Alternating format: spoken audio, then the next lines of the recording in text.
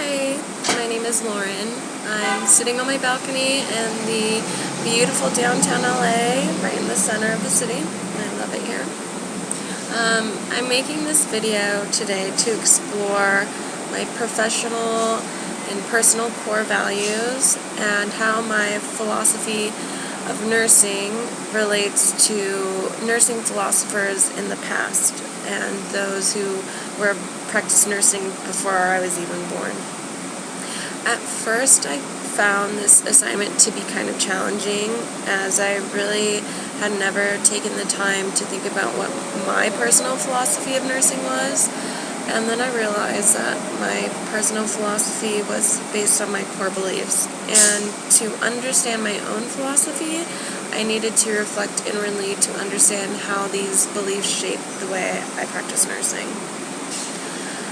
My personal values are, first and foremost, is to respect the patient. And the basis of respect for others is ingrained in my personal life as well as my professional life as a nurse.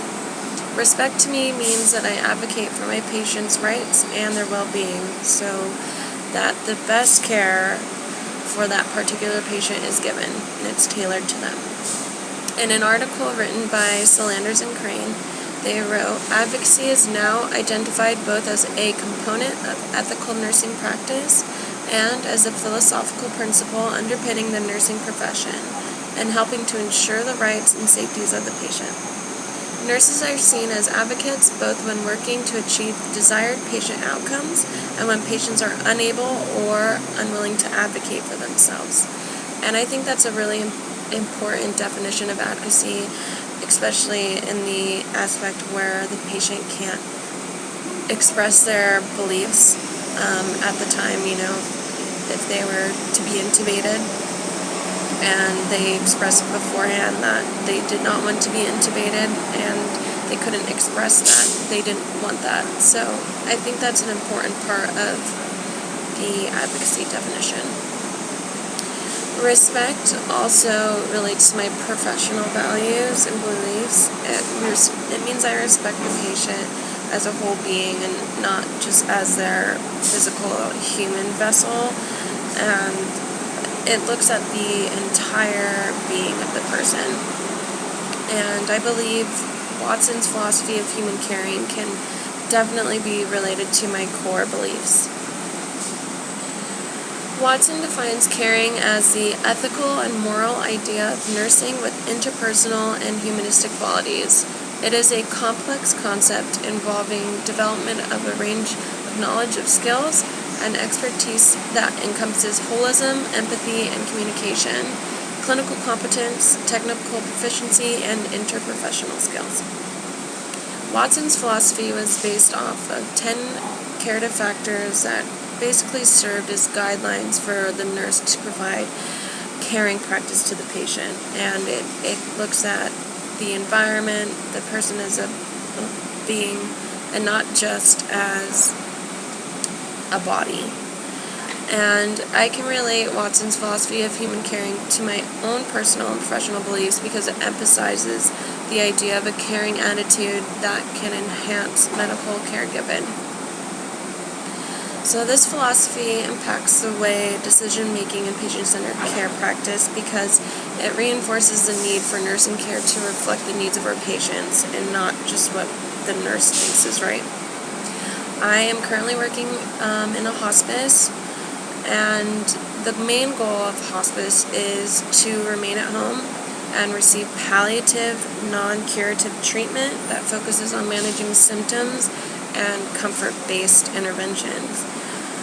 I can remember one personal experience that the patient had expressed prior to me that they wanted to avoid going to the hospital and they didn't want any advanced medical care other than comfort measures. And eventually when the patient's status began to decline, the family kind of panicked and wanted to call 911 to take the patient to the hospital. Now, I understand where the patient's family was coming from and wanting to provide, anything and everything that they could to do for their family member, But because the patient, a couple weeks prior had explained to me that they didn't want to go back to the hospital, I felt like it was my duty to advocate for that patient and tell the family that, your loved one may die in the hospital, which is exactly what they wanted to avoid in the first place. So Watson's caring philosophy can be applied here because I am respecting the patient's wishes and ultimately advocating for them. One of the core concepts of Watson's theories describes the importance of providing a transpersonal caring relationship, which includes having a moral commitment to protect and enhance human dignity.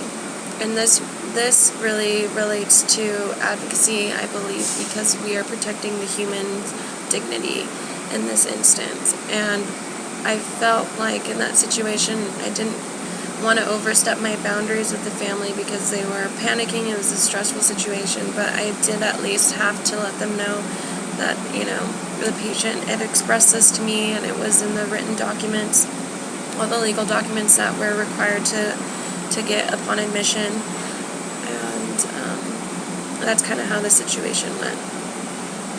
So I think all in all, even though this assignment was somewhat difficult, I believe it helped me become more aware of my own beliefs in order to recognize how they affect my practice. Everyone has their own beliefs and philosophies about nursing, and now I realize how important it is to be in touch with yourself so that your nursing care can reflect the core beliefs you idealize.